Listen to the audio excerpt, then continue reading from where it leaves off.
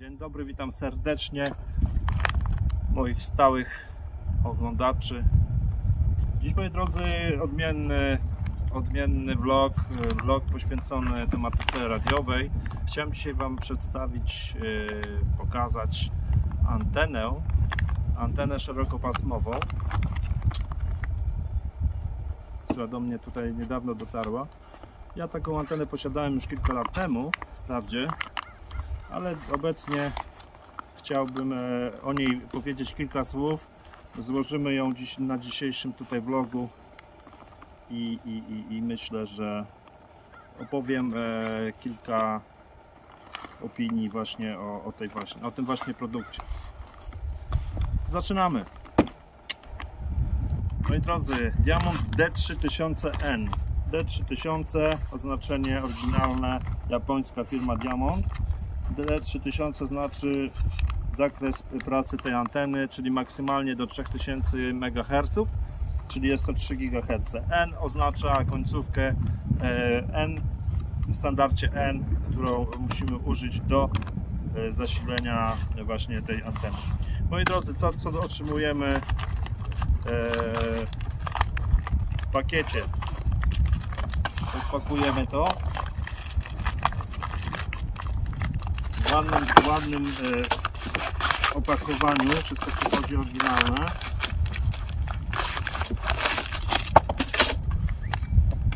Cóż tutaj mamy? Oczywiście instrukcja obsługi.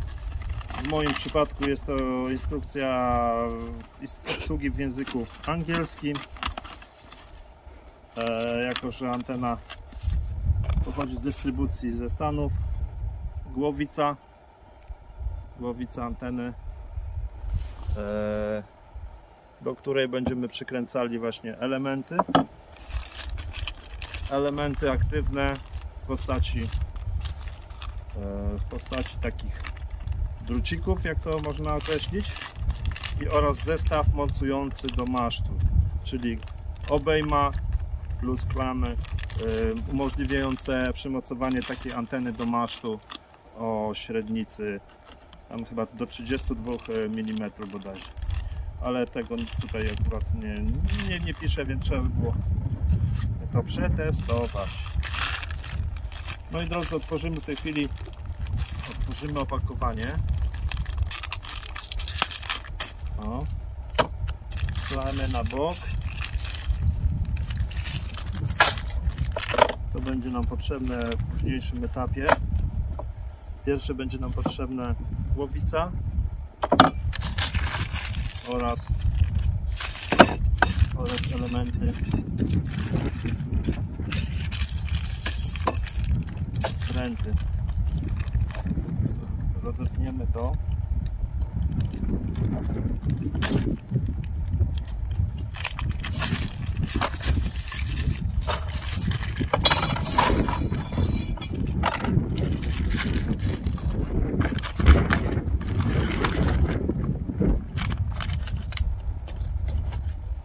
Teraz tak, mamy tutaj różne długości prętów.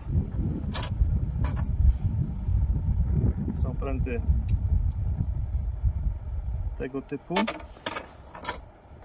oraz pręty krótsze.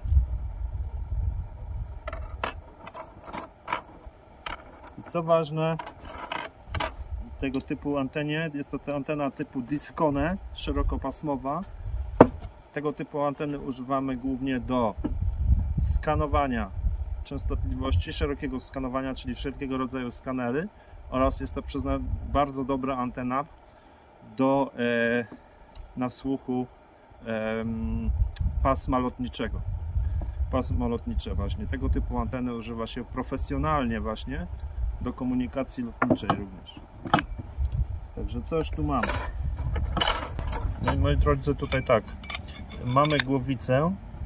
Musimy odkręcić, tutaj są malutkie śrubki z podkładkami. Ważne, żeby tych śrubek i podkładek nie zgubić. One są bardzo małe. Po odkręceniu tych śrubek tutaj odchodzi nam głowica od rurki mocującej. czyli mamy bezpośredni dostęp właśnie do gniazda N, o którym wcześniej wspominałem.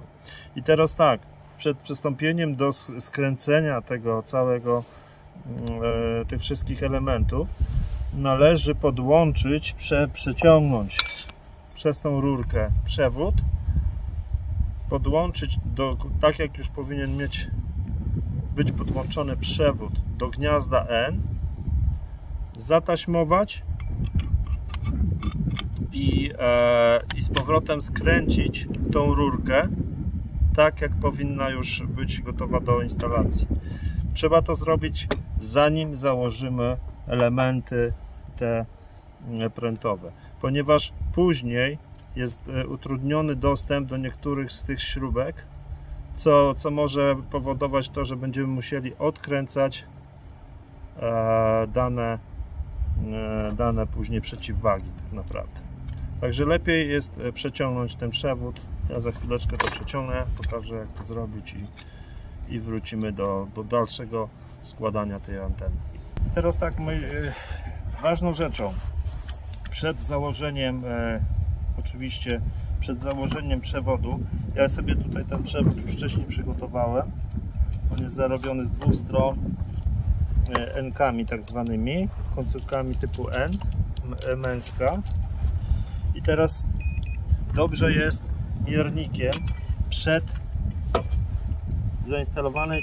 zainstalowanej takiej anteny należy sprawdzić, czy jest przejście, czy nie ma na przykład zwarcia między samym kablu, bo później będziemy szukali często przyczyny, a przyczyna leży, że antena nie działa poprawnie, a przyczyna jest banalna, bo po prostu przewód jest źle zarobiony, ewentualnie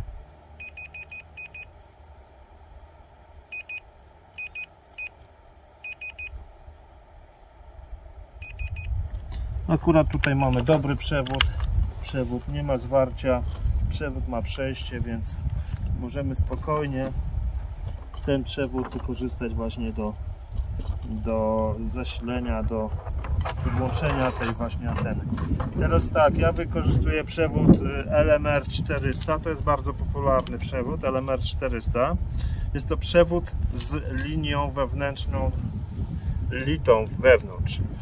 Wewnątrz jest linia wewnętrzna w postaci drutu, to nie jest linka, dlatego że przy tego typu instalacjach, czyli instalacjach powyżej 25-50 MHz, nie stosujemy przewodów, które w swoim środku są jakby oplotem, tak? Tylko i wyłącznie stosujemy przewody z drutem litym. To ma wpływ na szumy samego przewodu oraz na straty, zyski, straty samego przewodu. Także czym wyższe częstotliwości, tym przewód musi być lepszej jakości i generalnie musi być to drut wewnątrz, a nie linka pleciona tak zwana. Teraz co tutaj robimy? Przekładamy przez tą rurkę w ten sposób. Tutaj mamy złącze N, damskie i męską końcówkę. Składamy to dokładnie w ten sposób, delikatnie podkręcając, aż do momentu, kiedy widzimy, że jest to ładnie scalone. Dodatkowo polecam, jeżeli ktoś chce to zabezpieczyć dobrze przed wilgocią, taśmę samowulkanizującą lub taśmę nieprzewodzącą, chociaż w tym przypadku to może być nawet i przewodząca taśma, ale generalnie chodzi o to, aby owinąć w przeciwną stronę, jak dokręcamy tą stronę, to w tą stronę zawijamy również tą stronę razem z obrotami.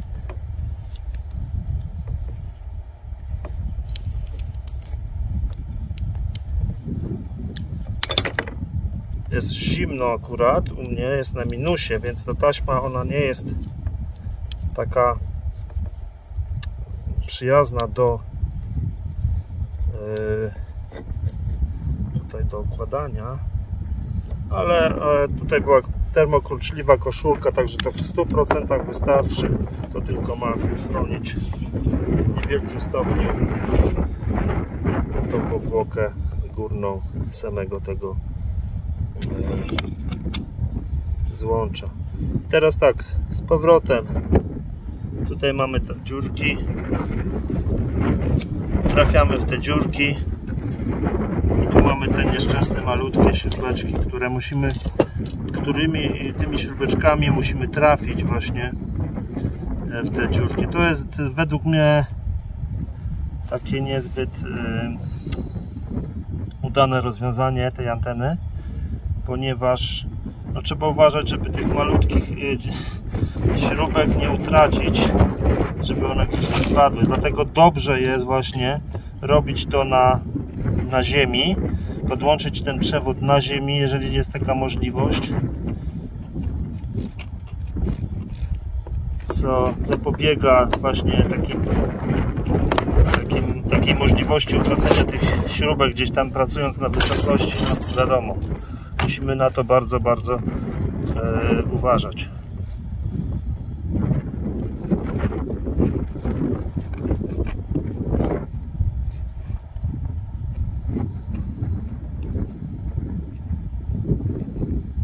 Jak mówiłem, jest to niefortunne, małe i przy takich temperaturach jak teraz tutaj mam, minusowych, trudno jest to.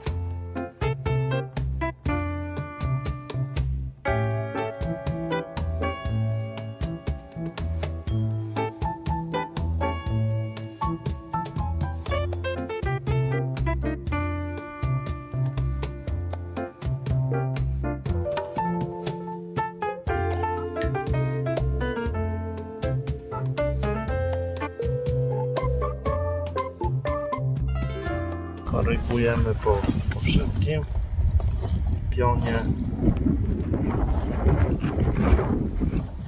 ukręcamy z umiarem.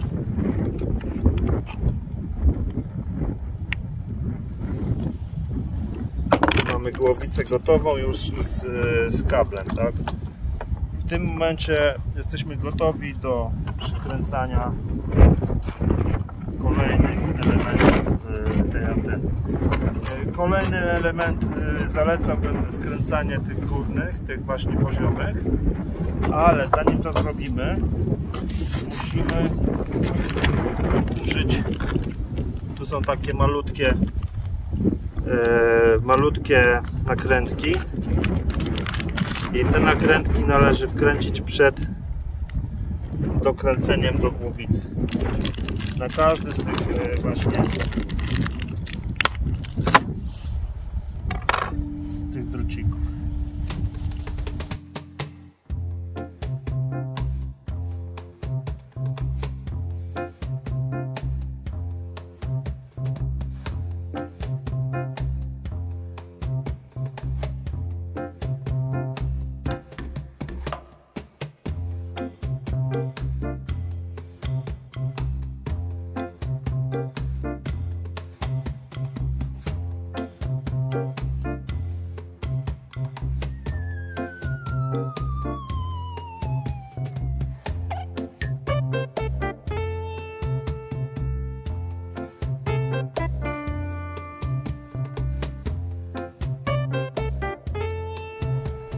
więcej to tak wygląda.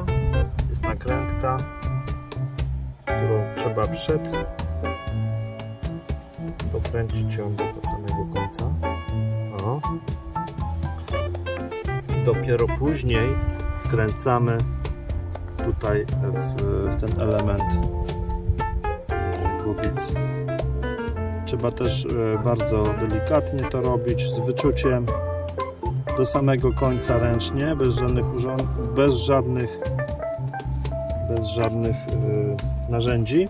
I na samym końcu po prostu kontrujemy, żeby się nie odkręcało samoczynnie.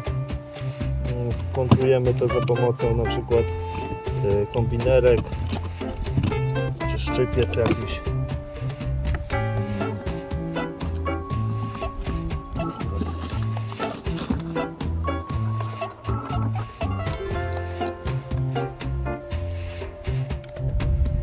Delikatnie kontrujemy i to już jest wszystko. Więcej tutaj nie należy tykać. Ona się już nie odkręci. I tak przez kolejne 8 sztuk.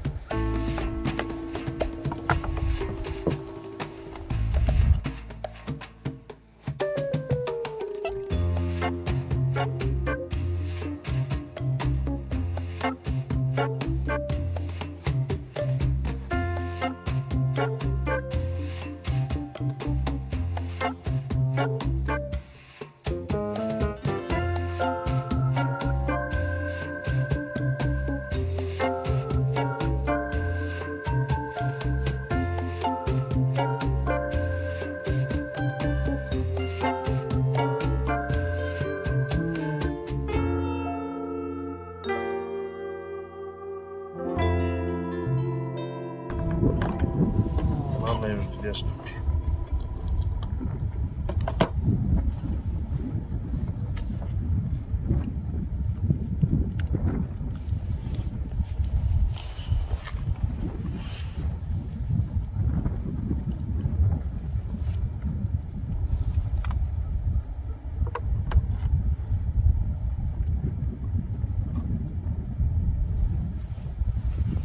Skręcając tego typu anteny, właśnie tak jak powiedziałem wcześniej, to są idealne anteny ze względu na charakterystykę ich promieniowania. Są to idealne anteny właśnie do nasłuchu samolotów, ruchu lotniczego głównie, i tego cywilnego, i tego wojskowego w zakresu tam 200 paru megaherców. Także tego typu właśnie anteny świetnie się sprawują właśnie w tych częstotliwościach. W moich okolicach również wszystkie służby pracują w okolicach 700 MHz, czyli to jest ten trunking tak zwany Motorola. Także od policji, straży, poprzez tam inne służby typu autobusy szkolne również, wszystko to pracuje właśnie w zakresie 700 MHz, który również jest jak najbardziej bardzo dobrym zakresem obsługiwanym przez tą właśnie antenę. Bardzo dobrze ona się też sprawuje właśnie na tych częstotliwościach.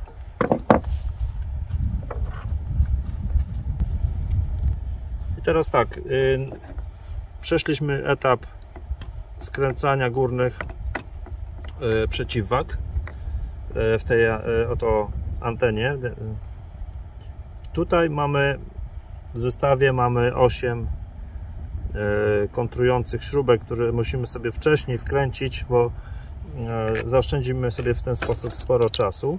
Te śrubki kontrują dolne przeciwwagi, które są zakończone takim jakby kwadratowym zakończeniem.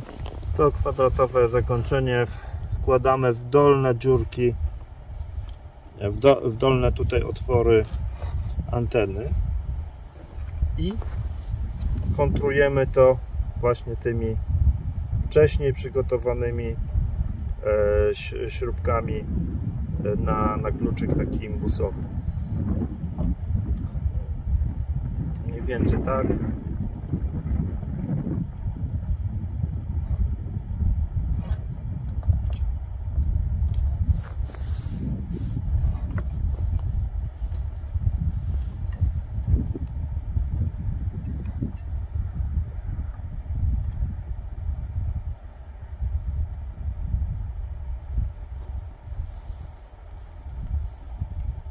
Dokręcamy oczywiście z czuciem do samego końca, aż poczujemy wyraźny taki opór.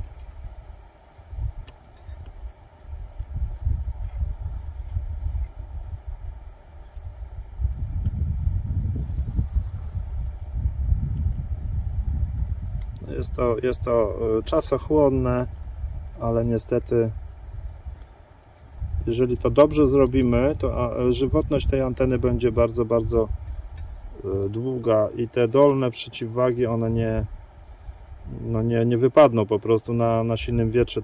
Tak jak w moim tutaj przypadku, wiatry są bardzo, bardzo silne, często są huragany, więc to każdy element powinien zostać, akurat mi wypadła i przekręciłem za dużo, powinien zostać dobrze sprawdzony przed ostatecznym takim zamontowaniem.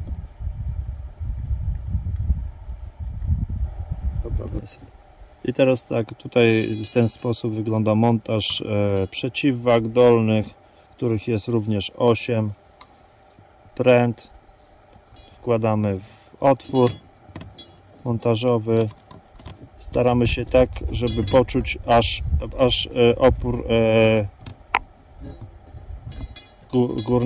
górnej krawędzi otworu i kontrujemy to oczywiście śrubką impulsową. Czasami jest to trochę tricky takie, ale w ten sposób. I dokręcamy aż do poczucia takiego oporu. Nie za mocno, żeby po prostu nie przekręcić również, nie zniszczyć gwintu i nie przekręcić tych śrubek. I w tym momencie mamy już praktycznie złożoną antenę. Zostaje nam tylko i wyłącznie do złożenia jeszcze element górny.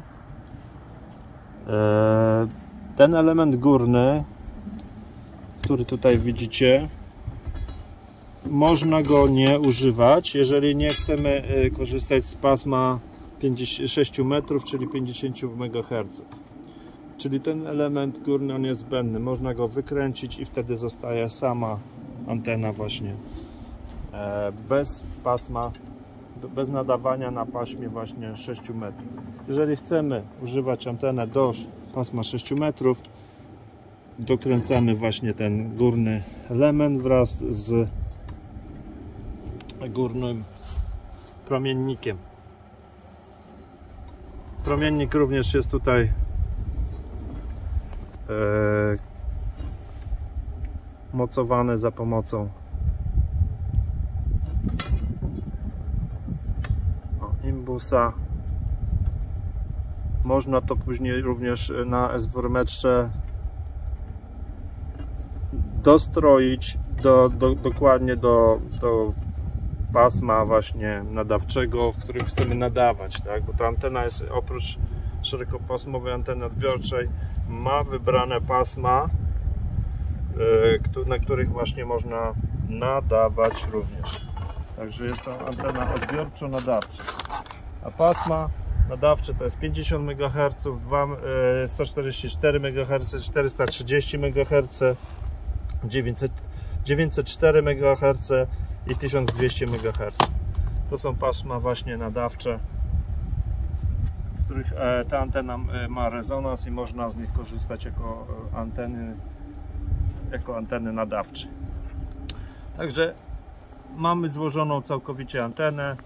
Należy jedynie tutaj sprawdzić wszystko, czy mamy wszystko ładnie dokręcane przed założeniem na maszt, żeby wiadomo, już przez dłuższy czas, podejrzewam, że czasami kilka lat, nikt nie będzie do tego zaglądał. Można te wszystkie połączenia zasmarować pastą specjalną. Jeżeli się nie ma ktoś pasty specjalnej takiej do antykorozyjnej właśnie do anten. Można użyć również odrobiny wazeliny technicznej, która naprawdę nie zaszkodzi, a może pomóc w przyszłości w odkręceniu jakichś tam śrubek i tym podobnych elementów przy serwisie tej anteny. Ja przypominam, że każdą antenę trzeba serwisować, co jakiś czas ją zdjąć, przejrzeć, podokręcać, przesmarować, przeczyścić styki i wtedy te anteny one służą latami, ale to w praktyce to różnie bywa, wiadomo, zakładamy i zapominamy, szczególnie jeżeli są to anteny montowane gdzieś tam dla służb, to wtedy to chodzi, aż spadnie tak naprawdę. I mamy gotową antenę do podłączenia. Przed założeniem ja jeszcze podłączę to na analizator, do analizatora, którym sobie sprawdzę tą antenę, czy jest wszystko poprawnie, czy nie wymaga jakichś korekt, czy coś w tym rodzaju. I tutaj mamy również dwa uchwyty, które zakładamy, do których będziemy mocowali to do masztu, naszego masztu, na którym będzie zamontowana właśnie ta antena.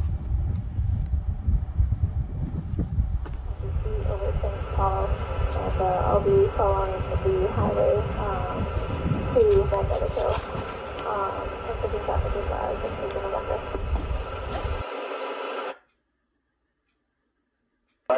My departure, currently at 4,500 feet, trying to drive diversion from train area 5, Outlook, to Roger Bay in train area 4, Delta. And it's on to advise both my departure. Train area 5 and 4, this is called my departure. Currently at 4,500 feet over the speed of the highway on train area 5. Planning to drive diversion from train area 5 to train area 4 on Roger Bay. And confident by my departure. Flight Fox is Hotel Quebec. We're 4 Bravo 4 Delta, standing along the coast of UK 4500 South. Sorry, can you say again? My departure. Mike Foxtrot, Alpha Hotel Quebec, we're staying along the coast for Delta 4 Alpha 4 Delta, to see no conflict. Okay, perfect, thank you.